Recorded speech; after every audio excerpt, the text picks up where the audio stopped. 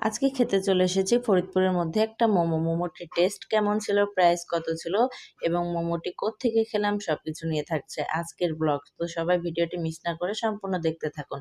So hello everyone, আসসালামু আলাইকুম। সবাই কেমন আছেন? আশা করি সবাই অনেক অনেক ভালো আছেন। আজকে আমি চলে এসেছিলাম ফরিদপুরের অনাথের মোড় মোমো খেতে।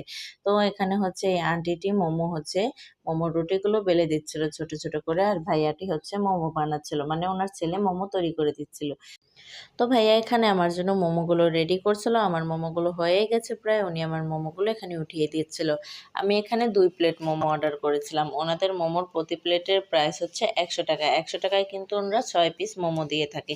তো এখানে আমি 200 টাকার মোমো অর্ডার দিয়েছিলাম, আমাকে হচ্ছে 12 পিস মোমো দিয়েছে ওনারা।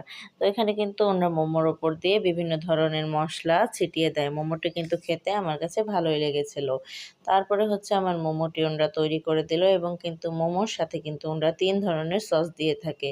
সয়া সস, চিলি সস আর হচ্ছে এক ধরনের মিষ্টি সস দিয়ে থাকে। তো এগুলো দিয়ে উনি কিন্তু মোমোটি রেডি করছিল। আপনারা যারা এই মোমোটি খেতে চান আপনারা কিন্তু চলে আসতে পারেন ফরিদপুর অনাথের মোড়। অনাথের মোড়ই কিন্তু এই ভাইয়া এবং আন্টির দোকান অবস্থিত। এখানে আমি আপনাদেরকে মেনু কার্ডের ছবিও তুলে দেখিয়ে দিচ্ছি। আপনারা চাইলে মেনু কার্ড দেখে আপনারা খাবারের প্রাইস জেনে তারপরে আপনারা এখানে খেতে আসতে পারেন। এবং ভিডিওটি ভালো লাগলে অবশ্যই একটা শেয়ার করে দেবেন, চ্যানেলটি সাবস্ক্রাইব করে দেবেন। ধন্যবাদ সবাই।